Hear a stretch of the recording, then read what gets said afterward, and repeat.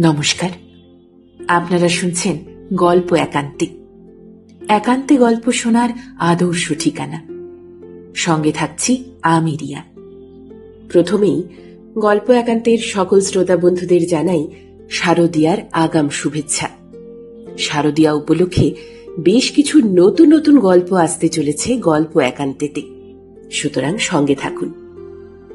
আর আজ আপনাদের জন্য রইল সাহিত্যিক কিরণ শঙ্কর রায়ের কলমে গল্প মহালক্ষ্মীপুর। শুনতে থাকুন।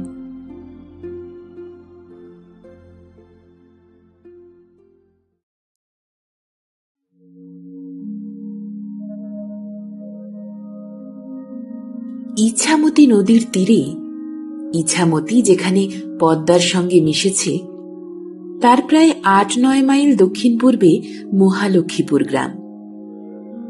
৪০-৫০ বছর পূর্বেও ইছামতিতে স্টিমার যাতায়াত করত, কিন্তু ইছামতি আর সেই ইছামতি নাই, প্রায় মজে গেছে। স্টিমার এখন অন্য পথ দিয়ে চলাচল করে।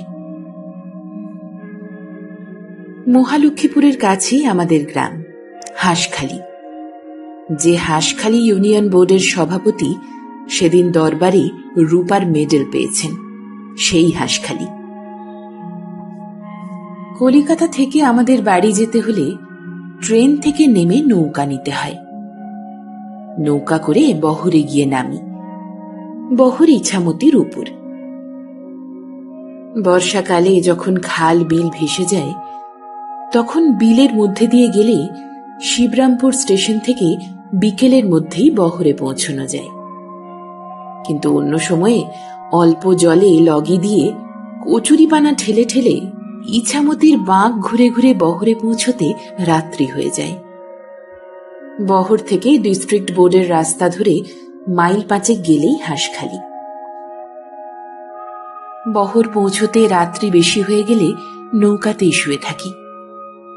তারপর শেষ রাত্রে বাড়ির দিকে রওনা হই। আর বেশি রাত্রি না হলে এবং সঙ্গী জুটলে, অথবা চাঁদনি রাত্রি থাকলে রাত্রেই নৌকা থেকে নেমে পড়ি। এই বহর থেকে হাঁসখালির মাঝামাঝি পথে মহালক্ষ্মীপুর। অবশ্য মহালক্ষ্মীপুর এখন আর নেই। আছে বহুদূর বিস্তৃত উঁচু নিচু মাটির ঢিবি, ইতস্তত ছড়ানো পুরানো কালের ইট, মজে যাওয়া প্রকাণ্ড প্রকাণ্ড জলাশয়। সেগুলোকে আর দিঘি বলে চেনা যায় না, বিল বলে মনে হয়। আর আছে নিবিড় জঙ্গল। বাঁশবনের মাঝে মাঝে দু একটা কুঁড়ে ঘর। সব শুদ্ধ বোধহয় ৫-৭ ঘর লোক হবে না। প্রায় ২-৩ মাইল জুড়ে জঙ্গল। আম, জাম, কাঁঠাল, বাঁশবন, বড় বড় বট, অশ্বত্থ গাছ, নিচে বেত বন, একেবারে পুরনো পুকুরগুলির কলমি দাম পর্যন্ত। আর আছে লতা। লতাতে বড় বড় গাছ পর্যন্ত ঢাকা পড়ে গেছে। সে লতায় হাতি বাঁধা যায়, এমন শক্ত সে লতা। সেই মহাবনের মধ্যে হঠাৎ দেখা যায় কৃষ্ণচূড়া ও পলাশ গাছে ফুল ফুটে লাল হয়ে উঠেছে, অথবা প্রস্ফুটিত চাঁপার গন্ধে বাতাস মন্থর। কোথাও বা ঝুমকা, স্থলপদ্ম অথবা রাশি রাশি জবা ফুটে রয়েছে। দিঘির জলে দেখা যায় কলমি পানা ও পানি ফলের মধ্যে রক্ত শাপলা ও সাদা পদ্ম। এ সকল ফুল ও গাছ এদেশে জন্মে না। বেশ বোঝা যায় যে বহু অতীতকালে এখানে বহু মানুষের বসতি ছিল। শোনা যায় এই বনের মধ্যে লতা গুল্মে ঢাকা এখনো এক-আধটা থাম বা খিলান দাঁড়িয়ে আছে। আরো প্রবাদ যে এই ভগ্নস্তূপের মধ্যে প্রকাণ্ড প্রকাণ্ড ঘড়ায় প্রাচীনকালের সোনা রূপার অসংখ্য মুদ্রা সঞ্চিত রয়েছে। কিন্তু সেখানে প্রবেশ করে কার সাধ্য? অসংখ্য গোখরা ও শঙ্খচূড় সাপ সেখানে বাসা বেঁধেছে। লোকে মনে করে তারাই ধনরত্ন পাহারা দিচ্ছে। সন্ধ্যাবেলায় নানা দিক থেকে আকাশ ছেয়ে হাজার হাজার বাদুড় আসে বড় বড় গাছে আশ্রয় নিতে। মাঝে মাঝে বাগদিরা হৈ হৈ করে শিকার করে। শীতকালে চিতাবাঘের উপদ্রব হয়। পূর্বেই বলেছি, বাড়ি যাবার সময় রাত হয়ে গেলে এই জায়গাটা পার হতে লোকে বেশ ভয় পায়। কেউ যে কিছু দেখেছে তা নয়, তবু ভয় পায়। কেন ভয় পায় তা পরে বলছি। অন্ধকার হয়ে এলে দূরের হাট থেকে ফেরবার মুখে সাহসী লোকেরাও এই জায়গাটা হনহন করে পার হয়ে যায়। অন্য লোকেরা বনের বাইরেই দলের লোকেদের জন্য অপেক্ষা করে থাকে। 200-300 বছর আগে গ্রামের নিচেই ছিল ইছামতি। এখন নদী প্রায় 2 মাইল সরে গেছে। তবু এখনো ঘাটের নাম গজঘাটা, রাজাদের হাতি স্নান করত বলে। তার একটু দূরে দেবীঘাট, যেখানে বিজয়া দশমীতে 50 দাঁড়ের ছিপেতে দেবীকে উঠানো হতো। তারপরে সতীদহ, তারপরে শ্মশান। নদীর ধারের মাঠটাকে এখনো লোকে ঢালির মাঠ বলে। মহালক্ষ্মীপুরের রঘুরাম রায়, তার পুত্র জনার্দন রায়, তার পুত্র রামলোচন রায় সপ্তদশ-অষ্টাদশ শতাব্দীর বিখ্যাত জমিদার ছিলেন। বাংলার ইতিহাসে অবশ্য তাঁদের নাম পাবেন না, কিন্তু সে দোষ তাঁদের নয়, যারা ইতিহাস লেখে তাদের। তবে একথা নিশ্চিত যে যদি কখনো বাংলার সত্যিকারের ইতিহাস লেখা হয়, তখন তাতে মহালক্ষ্মীপুরের রাজাদের নাম থাকবেই থাকবে। আর থাকবে শেষ রাজা সহদেব রায়ের স্ত্রী রানী মহামায়ার নাম, যার প্ররোচনায় মধুগঞ্জের কুঠির হে সাহেবকে হত্যা করা হয়েছিল বলে প্রবাদ। কারণ হে সাহেব নাকি বামুনের মেয়েকে জোর করে ধরে নিয়ে গিয়েছিলেন। হে সাহেব সত্যি এই কাজ করেছিলেন কিনা তাও বলা কঠিন, কারণ সেকালে এত সাক্ষী সাবুদ আইন কানুন ছিল না। লোকের মনে যা সন্দেহ হতো তাই সত্যি বলে বিশ্বাস করত।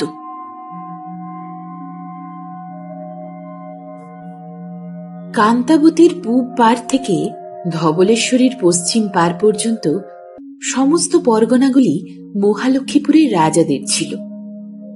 রাজাই তো বটে। সুদূর গৌড়ে বা মুর্শিদাবাদে যে বাদশাহ বা নবাব সুবেদার থাকতেন তাকে কেউ বড় জানত না। দেশের জমিদারকেই লোকে রাজা বলে জানত। তারা সত্য সত্যই রাজত্ব করতেন, লোকের জীবন মরণের মালিক ছিলেন। সৈন্য সামন্ত, নৌবহর, হাতি ঘোড়া ছিল, লাঠি সড়কি ছিল, বন্দুক, এমনকি 2-4টি কামানও ছিল। মহালক্ষ্মীপুরের রাজবংশের মতো অত্যাচারী দুর্ধর্ষ জমিদার বংশ ও অঞ্চলে ছিল না বললেই হয়। হাতে দিয়ে ঘর ভেঙে মানুষ খুন করে গ্রামকে গ্রাম জ্বালিয়ে কত লোকের কত সর্বনাশ যে তারা করেছে তার ঠিকানা নাই। পাশাপাশি জমিদারদের সঙ্গে ছোটখাটো যুদ্ধ তো লেগেই থাকত। মুর্শিদ কুলি খাঁর সময়ে কিছুদিন চুপচাপ থাকতে হয়েছিল, তারপর আবার যে কেসে। ইছামতি যেখানে পদ্মার সঙ্গে মিশেছে, নৌকায় সেই জায়গাটা পার হতে রাজাদের নজর না দিয়ে যেতে সাহস পেত এমন বুকের পাটা কারো ছিল না। এমনকি ঢাকা থেকে যখন মুর্শিদাবাদে নবাবী খাজনা চালান যেত, তখন নবাবী নৌকাকেও নজর দিয়ে ছাড়পত্র নিয়ে ইছামতির মোহনা পার হতে হতো।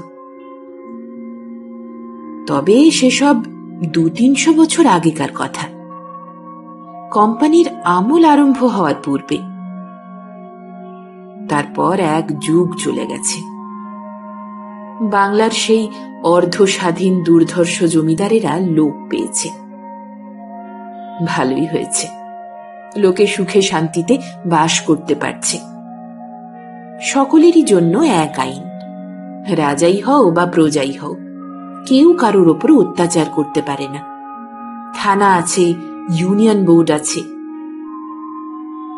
আজ কোথায় সেই জনার্দন রায়, যিনি কেদার রায়কে সাহায্য করতে গিয়ে মুঘলদের হাতে প্রাণ হারান? কোথায় সেই রামলোচন রায়, যিনি একদিন কূটযুদ্ধে মগদস্যুদের পদ্মা থেকে ইছামতিতে ভুলিয়ে এনে কালবৈশাখীর প্রচণ্ড ঝড়ে বাজ পাখির মতো তাদের অতর্কিত আক্রমণ করে তাদের নৌকা বিধ্বস্ত করে ইছামতির অতল জলে ডুবিয়ে দিয়েছিলেন? মাত্র একটি মগী নৌকা কোনো রকমে সেই সর্বনাশ থেকে বাঁচতে সমর্থ হয়েছিল। যাই হোক, তারা যে নাই সেজন্য দুঃখ নাই। এখন যুদ্ধ বিগ্রহ নাই, দেশে পূর্ণ শান্তি, দেশে দস্যু ভীতি নাই। অতএব দস্যু নিবারণের জন্য সর্বদা লাঠি সড়কি নিয়ে প্রস্তুত থাকবারও প্রয়োজন নাই। প্রজা দোহাই না মানলে, এমনকি বিদ্রোহী হলেও এখন যারা দেশের জমিদার, স্বয়ং গভর্নমেন্ট যাদের উপাধি দিয়েছেন, তারাও হাতি দিয়ে ঘর ভেঙে দেন না, লোককে পিঠ মোড়া করে দেউড়িতে কয়েদ করে রাখেন না, অথবা গুনে গুনে 50 জুতাও মারেন না। তারা সঙ্গত ধারা অনুসারে সদরে নালিশ করেন।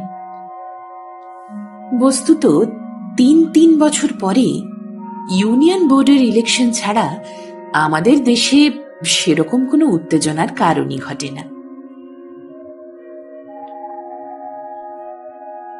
কান্তাবতী নদী কবে শুকিয়ে গিয়েছে। কোথাও সুজলা সুফলা শস্যক্ষেত্র, কোথাও বা বিল হয়ে গিয়েছে। রেনেলের ম্যাপে ভিন্ন অন্য কোথাও তার চিহ্ন মাত্র নাই। ইছামতি আছে, কিন্তু ইছামতির সে জলরাশি নাই। আজ তার ক্ষীণ ধারা পানা ও শ্যাওলায় মন্দগতি। মধুগঞ্জে হে সাহেবের সেই কুঠি কোন কালে নদীতে ভেঙে নিয়ে গিয়েছে। যেখানে কুঠির বাগান ছিল, সেখানে কেবল গোটা 2-3 ঝাউ গাছ আর অবশিষ্ট আছে। তার নিচে লোহার পাতের তৈরি প্রকাণ্ড একটা হৌসও আছে। সেটা দিয়ে যে কি হতো তা কেউ জানে না। কোম্পানির রাজত্ব আরম্ভ হবার সময় মহালক্ষ্মীপুরের রাজারা 2 ভাই ছিলেন। বড় রাজা সহদেব রায়ের বয়স 30, ছোট রাজা কীর্তি রায়ের বয়স 22 কি 23। সহদেবের সুন্দর পুরুষোচিত চেহারা, রং উজ্জ্বল শ্যামবর্ণ, দীর্ঘ আয়ত চক্ষু, বাবরি কাটা চুল, একটু স্থূলকায়, তীক্ষ্ণ বুদ্ধি, বীরত্ব অপেক্ষা কৌশলের জন্য প্রসিদ্ধ।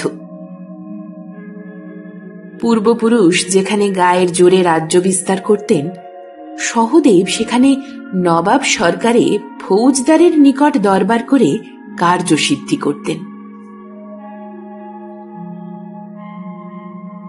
তখন পূজার সময়, দেবী পক্ষ, বোধন হয়ে গেছে।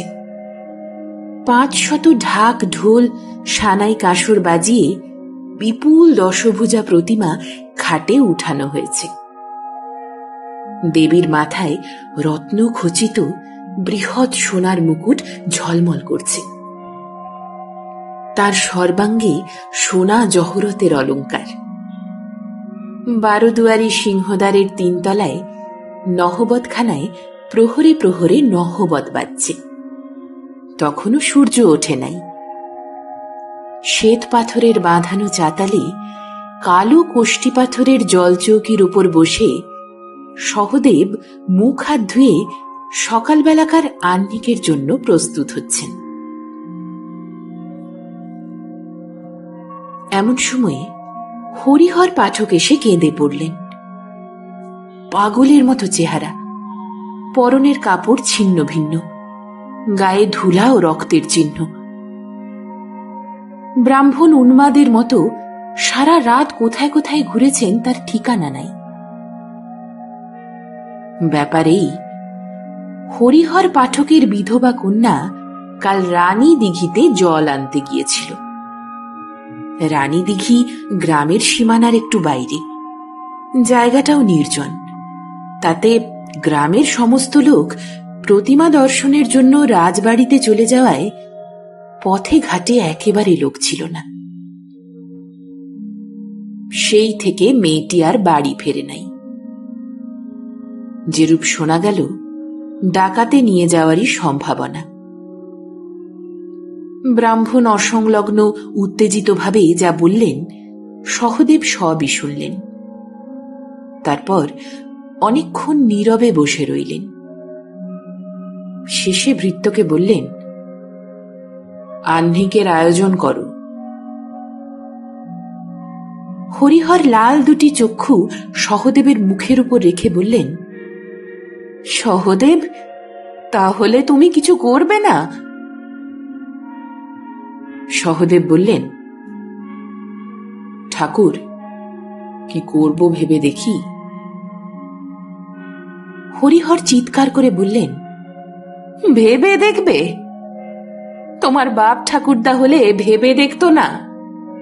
এক মুহূর্তে বুঝতে পারত তুমি নিতান্ত অপদার্থ, তাই ব্রাহ্মণের অপমান শুনেও চুপ করে বসে আছো। সহদেব বললেন, ঠাকুর, ও মেয়েকে তো আপনি আর ঘরে নেবেন না, তাহলে? হরিহর গর্জে উঠলেন, বললেন, তুমি দেশের রাজা, তুমি তাকে উদ্ধার করে দাও, তারপর আমি তাকে গঙ্গায় ডুবিয়ে দেব। কিন্তু তোমার কর্তব্য তো তুমি করো। হরিহরের মেয়ের কথাটা রাত্রি সহদেবের কানে গিয়েছিল। তিনি ব্যাপারটা কতকটা আন্দাজও করেছিলেন। সমস্ত দিক বিবেচনা না করে কথা বলা তার অভ্যাস ছিল না, কাজেই তিনি চুপ করে রইলেন। হরিহর ঝড়ের মতন অন্দরের দিকে চলে গেলেন। রানী মহামায়া তখন সদ্য স্নান শেষ করে ভোগ সাজাতে বসবেন। এমন সময় বিশৃঙ্খল চুল, রক্তচক্ষু, উন্মাদের মতো হরিহর গিয়ে সামনে দাঁড়ালেন।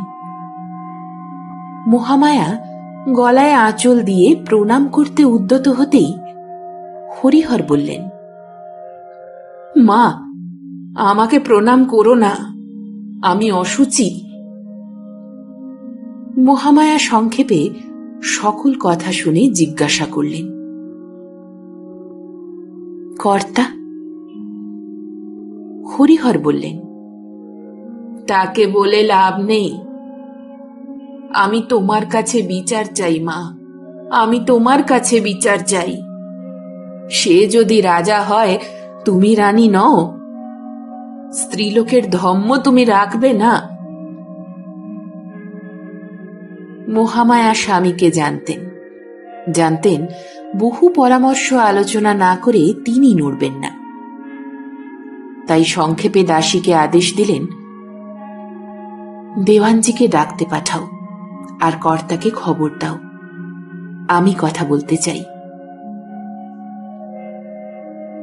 ষষ্ঠী পূজার সন্ধ্যাবেলা চরের মুখে খবর পাওয়া গেল, কুমোর পাড়ার লোকেরা একখানা ডুলি কুঠির দিকে যেতে দেখেছে।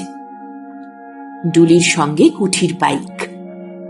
ডুলির থেকে কান্নার শব্দ পাওয়া যাচ্ছিল। কথাটা সম্ভবও মনে হল, কারণ সাধারণ ডাকাতের এত সাহস বা সাধ্য ছিল না যে মহালক্ষ্মীপুর থেকে মেয়ে চুরি করে নিয়ে যায়। দেওয়ান হরগোবিন্দর ইচ্ছা ছিল না যে এই ব্যাপার নিয়ে বেশি কিছু করা হয়, বিশেষত ইংরেজ কুঠিয়ালের সঙ্গে বিবাদ। স্বর্গীয় কর্তাদের আমলের কথা স্বতন্ত্র, সে সময় এত কড়াকড়ি ছিল না। 10 বছর হয়নি পলাশির মাঠে লড়াই জিতে ওরা এক নবাবকে সরিয়ে মুর্শিদাবাদের সিংহাসনে অন্য নবাব বসিয়েছে। কুটিতে কুটিতে দেশ ছেয়ে ফেলেছে। বন্দরে বন্দরে নৌকার মাস্তুলে ইংরেজের নিশান। সে সকল নৌকার নজর আদায় করা দূরে থাক, খাজনাই আদায় করা যায় না। এই সেদিন ফিরিঙ্গিরা ভুবনডাঙ্গার ঘোষাল বাবুদের ধরে নিয়ে গিয়েছিল। অপরাধ, তারা চিরপ্রথামত কুঠি বসাতে দেওয়ার পূর্বে নজর দাবি করেছিলেন। মুর্শিদাবাদে মহালক্ষ্মীপুরের যে উকিল ছিলেন, তিনিও ইংরেজদের সম্বন্ধে এবং দেশের অবস্থার বিষয়ে যা লিখেছিলেন, তাতে ইংরেজদের সঙ্গে বিবাদ করা মানে যে নিজেদের সর্বনাশ ডেকে আনা, এ বিষয়ে রাজা সহদেব বা দেওয়ান হরগোবিন্দের কারো মনে কিছুমাত্র সন্দেহ ছিল না। কিন্তু মহামায়া পাথরের মতো কঠিন হয়ে রইলেন। অন্ন জল ত্যাগ করে শয্যা গ্রহণ করলেন। স্বামীর সঙ্গে বাক্যালাপ বন্ধ হয়ে গেল। প্রজা রক্ষা না করতে পারলে রাজত্ব করার অর্থ তিনি কিছুতেই বুঝতে পারলেন না। দেওয়ান হরগোবিন্দ নিরুপায় হয়ে তাকে হাত বুলোতে লাগলেন। ছোট রাজা কীর্তিরায় দাদার চেয়ে মাথায় বড়, ধপধপে গৌরবর্ণ, ছিপছিপে বলিষ্ঠ চেহারা। পার্সি ও সহবত শিখতে মুর্শিদাবাদে গিয়েছিলেন। শিক্ষা যথাসম্ভব সমাপ্ত হয়ে গেলেও বাড়ি ফেরবার নাম করেন না। অনেক কষ্টে সেখান থেকে তাকে ফিরিয়ে আনা হয়েছিল। অত বয়স হয়েছে, অথচ বিবাহ করেননি। এদিকে বড় ভাইও অপুত্রক। কীর্তিরায় সিরাজউদ্দৌলার অনুগৃহীত অনুচরদের মধ্যে একজন ছিলেন বলে শোনা যায়। সমস্ত দিন নানা রকমের অসংখ্য পায়রা ও ঘুড়ি ওড়ান, অথবা বনে জঙ্গলে নদীতে শিকার করে ফেরেন, আর রাত্রে সেতার বাজান। মুর্শিদাবাদ থেকে একজন ওস্তাদ এনেছেন, তার কাছে গান শেখেন। রাজধানীতে দীর্ঘকাল থাকার দরুন আচার ব্যবহার অনেকটা মুর্শিদাবাদী ধরনের। ব্রাহ্মণের ছেলে, অথচ পুজো আচ্চা করেন না, বিষয়কর্মেও মন নাই। বড় ভাই সহদেব থেকে আরম্ভ করে সকলেই তার আশা প্রায় ছেড়েই দিয়েছেন। সহদেব কাশী চলে যাওয়ার ভয় দেখিয়েও বিষয়কর্মে তাকে মন দেওয়াতে পারেননি।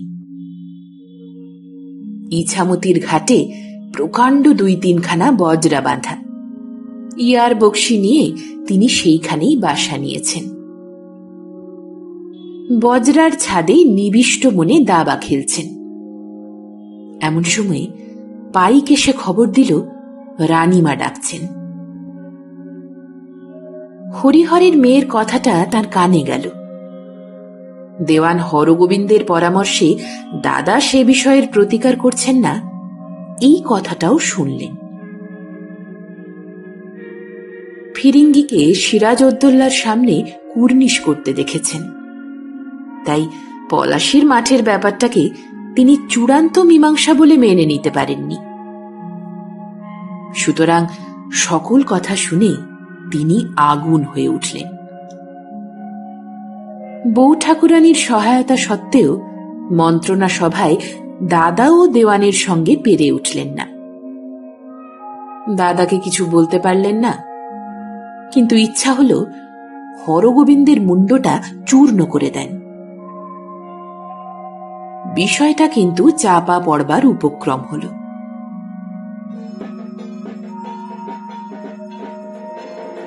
পূজার উৎসব, কোলাহল, গান বাজনা, ভোজ, সারা দিন রাত্রি ধুমধাম সমানে চলল। তবু যাদের চোখ কান আছে তাদের মনে হল যে নির্মল আকাশের কোনো প্রান্তে যেন বিদ্যুৎ ঝিলিক দিচ্ছে। আকাশে কোথাও এক টুকরা মেঘ নাই, অথচ কোথা থেকে যেন মেঘের আওয়াজ পাওয়া যাচ্ছে। সপ্তমীর দিন 50টি বলি হবার কথা। পূর্বাকালে জনার্দন রায় লাল চেলি পরে নিজ হাতে কাজ করতেন, কিন্তু তার সেই প্রকাণ্ড খাড়া তুলতে পারে এমন বলিষ্ঠ পুরুষ কেউ ছিল না। তবু এক ব্যক্তি বহুকাল ধরে এই কাজটি অবলীলাক্রমে সমাপন করে দেবীর পূজায় নিবেদন করে আসছেন। কিন্তু সপ্তমীর দিন কি যে হলো বোঝাই গেল না। রক্তাক্ত মহিষ দড়ি দড়া ছিঁড়ে উঠানে পাগলের মতো ইতস্তত ছুটতে লাগল। যদি কীর্তি রায় আর আরো দু একজন লাফিয়ে পড়ে সেই ক্ষিপ্ত মহিষটাকে না ধরে ফেলতেন, তাহলে সেদিন যে প্রতিমার সামনে মানুষ খুন হতো সে বিষয়ে ভুল নাই। সমস্ত লোক হায় হায় করতে লাগলো এবং সদর দরজা দিয়ে হুড়মুড় করে পালাতে লাগলো। এক মুহূর্তে সেই 500 ঢাক ঢোল সানাই কাসর থেমে গেল। সহদেব রায় পূজার দালানে জোর হাত করে দাঁড়িয়েছিলেন। তার মুখ দিয়ে অস্ফুট আর্তনাদ বের হল। ঝরঝর করে তার চক্ষু দিয়ে জল পড়তে লাগল। কি পাপে যে দেবী বিরূপ হলেন স্পষ্ট করে মুখে না আনলেও কারো তা বুঝতে বাকি রইল না। কারণ সেই দিনই সকালবেলা রানী দিঘিতে হরিহরের মৃতদেহ ভাসতে দেখা গিয়েছিল।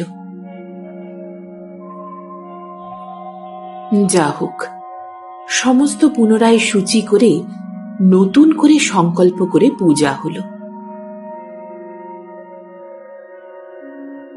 সপ্তমীর দিন রাজপ্রাসাদের নিভৃত প্রকোষ্ঠে সন্ধ্যাবেলা সহদেব রায়, কীর্তি রায় ও সর্দার মেহের খাঁ মিলে দরজা বন্ধ করে কি পরামর্শ হল কেউ জানতে পারলে না। তবে অনেক রাত্রি অবধি সেই ঘরে আলো জ্বলেছিল এবং রাজাদের 2 ভাইয়ের মধ্যে এক ভাইও আরতির সময় ঠাকুর দালানে উপস্থিত হননি, এটা সকলেই লক্ষ্য করেছিল। বৃদ্ধ হরগোবিন্দ মন্ত্রণার সময় উপস্থিত ছিলেন, কিন্তু তিনি বিশেষ কোনো কথা বলেননি। বড় রাজাও বিষণ্ণ এবং চুপচাপ ছিলেন। কীর্তি রায়ের মুখে একটা চাপা উত্তেজনা ও স্ফূর্তি লক্ষ্য করা যাচ্ছিল। আর একটা জিনিস সকলেই লক্ষ্য করেছিলেন, যে রানী মহামায়া সেই রাত্রে প্রথম দেবীর প্রসাদ পেলেন। এদিকে মেহের আলী খাঁ রাজাদের সেলাম করে বিদায় নিল। মেহেরের বয়স তখন 60 পার হয়ে গেছে। মাথার বাবরি গোঁফ দাড়ি পেকে একেবারে সাদা হয়ে গেছে এবং দাঁতগুলো সমস্ত পড়ে গেছে, কিন্তু পেশিগুলো এখনো যেন ইস্পাতের তৈরি। বেঁটে খাটো লোকটি, সে নিজ হাতে অনেক খুন করেছে। রনপার সাহায্যে ঘন্টায় 10 মাইল দৌড়িয়েছে। নিজের হাতে বিকট উল্লাসে চালের পরে চালে আগুন ধরিয়েছে। নিশীথ রাত্রে তলোয়ার দাঁতে চেপে নিঃশব্দে সাঁতার দিয়ে শত্রুর নৌকার কাছি কেটে তাদের নৌকায় লাফিয়ে উঠেছে। গভীর রাত্রে অকস্মাৎ মেহের আলীর ডাক শুনলে লোকের গায়ের রক্ত জল হয়ে যেত। ডান গালে একটা তলোয়ারের আঘাতের দাগ, তাই হাসলে তাকে আরো ভীষণ দেখাতো। বিশেষ করে শত্রুর সামনে যখন সে খলখল করে হাসত। নিজের দলের লোকেরাও তাকে বাঘের মতোই ভয় করত। সে পাশ দিয়ে গেলে যারা কথা বলছিল তারা কথা বলা বন্ধ করে দিত, যারা হাসছিল তারা হাসি থামিয়ে দিত। মেহের দেউড়িতে গিয়ে তার শিষ্য স্বরূপ চাঁদ ও নদের চাঁদকে ডেকে পাঠালো।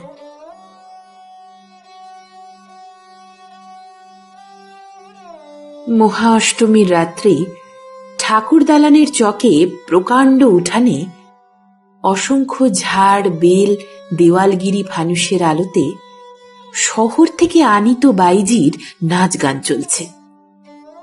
লোকে লোকারণ্য। ভৃত্যেরা পান তামাক ফুলের মালা বিতরণ করছে, পিচকারি দিয়ে সকলের গায়ে গোলাপ জল ছিটিয়ে দিচ্ছে। মণ্ডপ ঘরের খোলা দরজা দিয়ে প্রতিমা দেখা যাচ্ছে, সেখানেও ঝাড় লণ্ঠন ঝুলছে। বাতাসে স্তূপীকৃত লাল সাদা পদ্মফুলের সৌরভ। জরির মছলন্দের ওপর কিংখাবের তাকিয়ায় ঠেস দিয়ে রাজারা দুই ভাই বসে আছেন। হঠাৎ হুম হুম শব্দ করে হে সাহেবের পালকি এসে পৌঁছল। পূজায় তাঁরও নিমন্ত্রণ হয়েছিল। 6 বেহারার পালকি, সঙ্গে 2টি পাইক, 2টি মশালচি। দেওয়ান সদর দরজা পর্যন্ত এগিয়ে গিয়ে সাহেবকে নিয়ে এলেন। রাজাদের পালকি ভিন্ন অন্য কোনো পালকির সে দরজা অতিক্রম করার হুকুম ছিল না। সহদেব উঠে অভ্যর্থনা করে সাহেবকে বসালেন। কীর্তিরায় বসেই রইলেন এবং পারিষদ বর্গের সঙ্গে গল্প করতে লাগলেন, যেন সাহেবকে তিনি দেখেন নাই। খাস ভৃত্য ফুলের মালা জড়ানো সুদীর্ঘ আলবোলায় সুগন্ধি তামাক দিয়ে গেল। হে সাহেব সোনার পানদান হতে পান নিলেন, আতর পাশ থেকে আঙ্গুলে আতর মেখে নিলেন এবং আস্তে আস্তে আলবোলায় তামাক খেতে লাগলেন। গানের পর গান চলছিল, সুরের মধ্যে আর ফাঁক পড়ছিল না। সেই দীপালোকিত আসরে ফুলের গন্ধে, সুরের মাধুর্যে, সুরমা আঁকা ডাগর চোখের বিলোল কটাক্ষে রূপসী নর্তকী মোহের সঞ্চার করছিল। সাহেব উত্তেজিত হয়ে বারংবার উচ্ছ্বসিত বাহবা দিতে লাগলেন। সাহেবের জন্য স্ফটিক পাত্রে পারস্য হতে আনিত সুন্দর সুরা দিয়ে গেল। তিনি ধীরে ধীরে আস্বাদন করে তা পান করছিলেন। মনে হল নর্তকীর সকল লাস্যের, সকল ভ্রুবিলাসের, সকল সঙ্গীতের উদ্দেশ্য তিনি।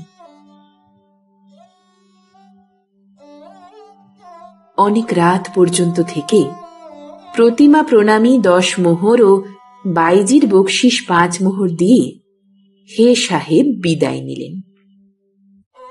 যাবার সময় জানিয়ে গেলেন যে রাজবাড়ির পালা শেষ হলে তিনি কুঠিতে বাইজির নাচের বায়না দেবেন।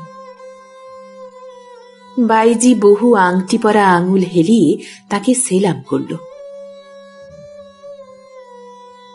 দেওয়ানজি রাজবাড়ির ফটক পর্যন্ত সঙ্গে সঙ্গে গেলেন। সাহেবের পালকি যখন রাজবাড়ির ফটক থেকে বের হল, রাত্রি তখন বোধ করি 3 প্রহর। গভীর অন্ধকার রাত্রি। চাঁদ বহুক্ষণ অস্ত গিয়েছে, কিন্তু আকাশে অজস্র তারা উঠেছে। গ্রাম ছেড়ে পালকি ইছামতির ধারে মাঠে পৌঁছল। ঝোপে ঝাড়ে অগণিত জোনাকির দিপালি। বেহারাদের গান আর ঝিল্লির শব্দ ছাড়া চারিদিকে নিবিড় নিস্তব্ধতা। কেবল বহু দূর থেকে রাজবাড়ির উৎসবের বাদ্যধ্বনি অতি ক্ষীণভাবে শোনা যাচ্ছিল। একদিকে ধুধু মাঠ, অন্যদিকে অন্ধকার ইছামতি। সাপের গায়ের মতো চকচক করছে তার জল। মশালচিরা মশাল জ্বালায় নাই, কারণ আলো চোখে লাগলে বেহারারা পথ দেখতে পায় না। মাঠে বুনো খেজুর, কুল, বাবলার ঝোপ। তার পাশ দিয়েই গেছে রাস্তা। পালকি যেমনই সেই ঝোপের পাশে পৌঁছল, একটা বাঁশের ছোট লাঠি বনবন শব্দে ছুটে এসে প্রচন্ড জোরে সামনের বেহারার মাথার উপর পড়ল। অমনি পালকি শুদ্ধ বেহারারা উপুড় হয়ে পড়ল। তারপর অন্ধকারে কারা কালো বাঘের মতো পালকি আক্রমণ করল। ডাকাতের ডাক নাই, অতি নিঃশব্দে তারা তাদের কাজ হাসিল করল। আক্রান্ত হয়ে বেহারারা সাহেব বা কুঠির পাইক একটি শব্দও করবার সময় পেল না। তারপর লাশ টুকরা টুকরা করে পাথরে বেঁধে ইছামতিতে ফেলে দিয়ে পালকি ভেঙে কাঠগুলা নিয়ে ডাকাতেরা ছিপে উঠল। ছিপ অন্ধকারের মধ্যে দ্রুত মিলিয়ে গেল। সমস্ত ব্যাপারটা ঘটতে বেশি সময় লাগল না। সেই অন্ধকার আকাশের নিচে দূর বিস্তৃত মাঠে ইতস্তত ঝোপে ঝাড়ে পূর্ববৎ জোনাকি জ্বলতে লাগল, ঝিল্লি ঝিঝি করতে লাগল। নির্জন রাত্রে সেই নিঃশব্দ মনুষ্য হত্যার কোনো সাক্ষী বা চিহ্ন রইল না।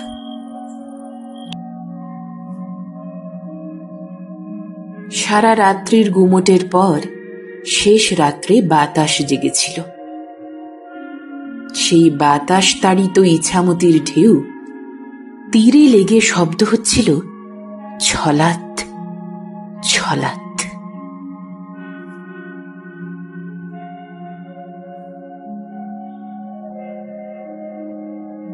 এই কাহিনীর মোটামুটি ঘটনাগুলি গল্পের আকারে আমাদের ওদিকে শুনতে পাবে, তবে অবশ্য খুঁটিনাটি মেলে না। এক একজন এক এক রকম বলেন। কেউ বলেন হে সাহেবের সঙ্গের লোকজন একজনও পালাতে পারেনি। একজন বেহারা খানিকটা দূর পর্যন্ত নাকি দৌড়ে গিয়েছিল, কিন্তু সেই মুহূর্তে একটা সড়কি এসে তাকে এফোড় ওফোড় করে মাটির সঙ্গে গেঁথে ফেলে, এবং সেই সঙ্গে কে যেন খলখল করে হেসে ওঠে। আবার কেউ বলেন একজন লোক গুরুতর আহত হয়েও হামাগুড়ি দিয়ে কাশঝোপের ভিতরে ঢুকে লুকিয়েছিল, এবং সেই পরদিন কুঠিতে গিয়ে সব কথা বলে দেয়। রাত্রে ডাকাতেরা ইছামতিতে ফেলবার আগে লাশ যখন গুনতি করে, তখন উত্তেজনাবশত ভুল করে। তবে এসব কথার সত্য মিথ্যা নির্ধারণ করার উপায়ও নাই, প্রয়োজনও নাই। এই ঘটনার মাস 2 পরে শহর থেকে কোম্পানির সিপাহী এসে বড় রাজা সহদেব রায়, দেওয়ান হরগোবিন্দ ও সর্দার মেহের খাঁকে লোহার শিকলে বেঁধে নিয়ে যায়। কীর্তি রায় শিকারে গিয়েছিলেন, সংবাদ পেয়ে তিনি পালিয়ে যান। সেই থেকে তার আর কোনো খোঁজই পাওয়া যায়নি। কেউ বলে তিনি উত্তর পশ্চিমে চলে গেছেন, কেউ বলে সন্ন্যাস গ্রহণ করেছেন।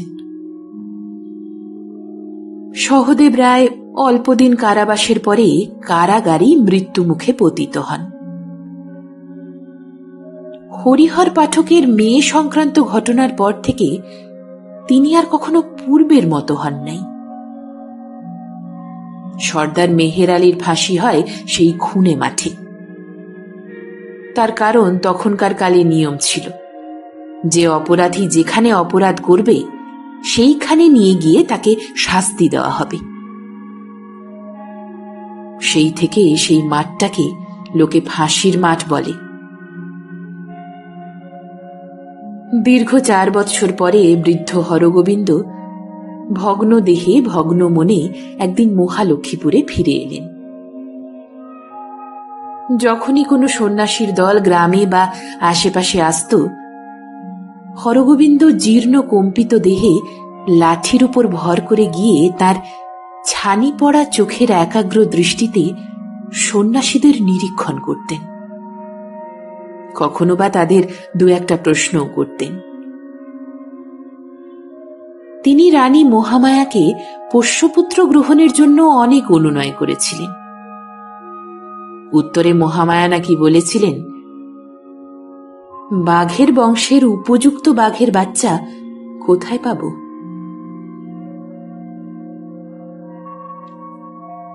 মহালক্ষ্মীপুরের আদি রাজবংশের শেষ হয় এই রূপে। সেই প্রকাণ্ড রাজপুরীতে একা রইলেন রানী মহামায়া। তিনি নাকি তারপর অনেক দিন বেঁচেছিলেন। তারপর রাজাদের ভাগিনেয় বংশের শ্রীনাথ ভাদুড়ী সদরে কোম্পানি বাহাদুরকে সেলামি দিয়ে জমিদারির মালিক হন। কিন্তু মহামায়া যতদিন বেঁচেছিলেন প্রাসাদে প্রবেশ করতেও সাহস পেতেন না। একবার তার পূজার জন্য তার খাস ভৃত্য রানীর আদেশ অমান্য করে অন্তরের বাগান থেকে ফুল তুলেছিল। তার ফলে প্রভু ও ভৃত্যকে রাতারাতি ইছামতির অপর পারে পালিয়ে প্রাণ রক্ষা করতে হয়েছিল। তারপর অনেক করে ক্ষমা চেয়ে তবে তিনি মহালক্ষ্মীপুরে ফিরে আসবার অনুমতি পান। কিন্তু শ্রীনাথ ভাদুড়ীর বংশেও জমিদারি রইল না। রাজস্ব যথাসময়ে না দেওয়াতে সম্পত্তি নম্বরে নম্বরে নিলামে উঠতে লাগল। রাজার জমিদারি কিনলে দখল পাওয়া যাবে না, এই ভয়ে প্রথম প্রথম কেউ কিনতেই চায় না। তারপর হাঁসখালির বাবুরা সেই জমিদারির অনেক অংশ কিনে নেন। হাঁসখালির বাবুরাই এখন ও অঞ্চলের জমিদার। বাবুরা কলিকাতায় থাকেন। পুণ্যাহের সময়ে আর নিকেশের সময়ে বাড়ি যান এবং জল হাওয়া ভালো থাকলে পূজার সময়েও যান। সম্প্রতি রাসবিহারী বাবু রায়বাহাদুর উপাধি পেয়েছেন। তার বড় ছেলে সুবোধবাবু জমিদারিটা দেখেন। তিনি ইতিহাসে MA এবং BL। চোখে চশমা, ভারী ধীর স্থির মানুষ। 12 মাসই অম্বলে ভোগেন এবং ঠান্ডার ভয়ে গরম জলে স্নান করেন। বাজেট না করে খরচপত্র করেন না। তার আদেশে এস্টেটে কোনো বেআইনি কাজ হতে পারে না। জামিন ছাড়া কর্মচারী নিযুক্ত করেন না। চেক ছাড়া প্রজার কাছ থেকে একটি পয়সাও নেন না। বলাই বাহুল্য, লাঠিয়াল রাখেন না। আসলেই সকলের প্রতি ভারী ভদ্র ব্যবহার করেন। সেকাল আর নাই। স্ত্রী পুত্র ধন সম্পত্তি নিয়ে বাস করতে কোনো প্রকার আশঙ্কা নাই। ছাতা মাথায় দিয়ে ফটক পার হতেও কোনো বিপদ নাই। পালকি করে বাবুদের বাড়ির উপর দিয়ে চলে যাও না কেন, কেউ কিচ্ছু বলবে না। হাঁসখালিরও অনেক উন্নতি হয়েছে। মহালক্ষ্মীপুর ধ্বংস হয়ে যাওয়ার পর বেশিরভাগ ভদ্রলোকই হাঁসখালিতে উঠে যান। ভদ্রলোকের সুখ স্বচ্ছন্দ বাসের জন্য যা যা দরকার গ্রামে সবই আছে। ইউনিয়ন বোর্ড, মাইনর স্কুল, ডাকঘর, হাট বাজার, তাতে নিত্যকার জিনিসপত্র ছাড়া অসুখ বিসুখ হলে বার্লি ও বেদানাও পাওয়া যায়। এসব তো আছেই। তদ্ভিন্ন ফুটবল ক্লাব আছে, থিয়েটার পার্টি 2টি আছে, একটা দাতব্য চিকিৎসালয় আছে। তাতে দিনই 7-8 জন রোগী বিনা পয়সায় ম্যালেরিয়া ও কালাজ্বরের ওষুধ পেয়ে থাকে। গ্রামে একটা হিতসাধনী সভাও আছে। তার উৎসাহী সভ্যেরা বছরে একবার করে নিজ হাতে জঙ্গল কাটেন এবং পানীয় জল ফুটিয়ে খাবার জন্য উপদেশ দিয়ে হ্যান্ডবিলও বিলি করেন। গ্রামে বাবুদের বাড়ি ছাড়া আরো 2-3টে পাকা বাড়ি আছে। অধিকাংশ ভদ্রলোকের বাড়ি টিনের। গ্রামে ঝগড়াঝাঁটি যে নেই তা নয়, তবে তাই বলে লোকে খুন খারাপিও করে না, ঘরেও আগুন দেয় না। বেশি কিছু হলে ইউনিয়ন বোর্ড আছে, নালিশ করে। তাতে খরচাও অতি সামান্য। কলিকাতায় আহিরি টোলায় বাবুদের মস্ত চক মিলানো বাড়ি। লোকে সে বাড়িটিকে রাজবাড়ি বলে। তারও দেউড়িতে সেকালের ঢাল তলোয়ার ঝুলানো আছে। এমনকি দোতলায় উঠবার সিঁড়ির ধারে কাচের আলমারিতে 2-3টা বর্মচর্মও দেখতে পাবেন। কিন্তু তাতে যদি মনে করি যে বাবুদের পূর্বপুরুষ পানিপথে বা পলাশিতে যুদ্ধ করেছিলেন, তো বিষম ভুল হবে। এরা বংশানুক্রমে নির্বিরোধী ভালো মানুষ। এই বংশগৌরবের যিনি প্রতিষ্ঠাতা, তিনি বাণিজ্যবীর ছিলেন। পাট, ধান ও তিসির চালানি ব্যবসা করতেন, এবং তা থেকেই এই বংশের এত অর্থ, এত উন্নতি। হঠাৎ নিলামে সস্তা পেয়ে ঢাল তলোয়ারগুলো কিনেছিলেন ঘর সাজাবার জন্য। এই বংশের আদি পুরুষ পুলিন বিহারী যে একটা পুরুষ সিংহ ছিলেন, সে কথা তার মৃত্যুর সময়ে সব সংবাদপত্রই এক বাক্যে ঘোষণা করেছিলেন। অতীতকালের জন্য দুঃখ করি না। কীর্তি রায়ের মতো জমিদারের এলাকায় বাস করা খুব সুখের হতো বলি না।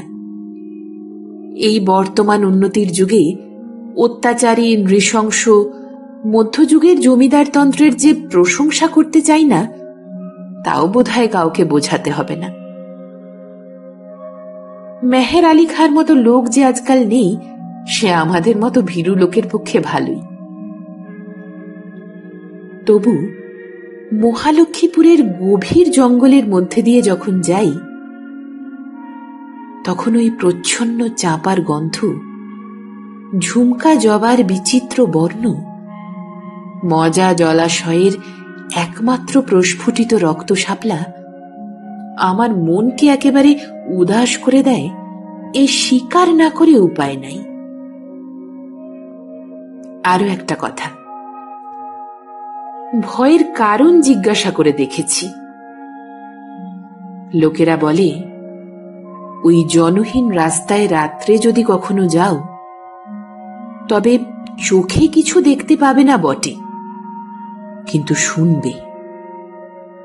হয় শুনবে দূরে কে যেন ভাঙা গলায় অস্বাভাবিক বুক ফাটা কান্না কাঁদছে, আর না হয় শুনবে অন্ধকারের মধ্যে থেকে কে যেন হঠাৎ একেবারে কানের পাশে খলখল করে হেসে উঠছে।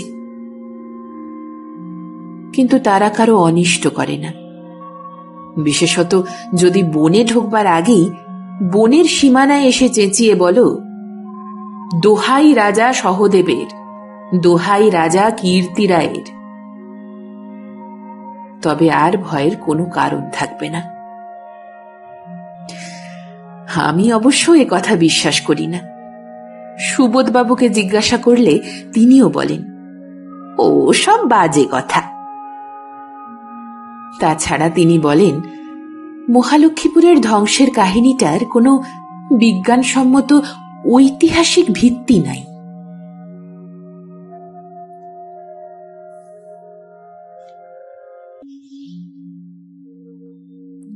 আপনারা শুনছিলেন সাহিত্যিক শ্রী কিরণ শঙ্কর রায়ের কলমে গল্প মহালক্ষ্মীপুর।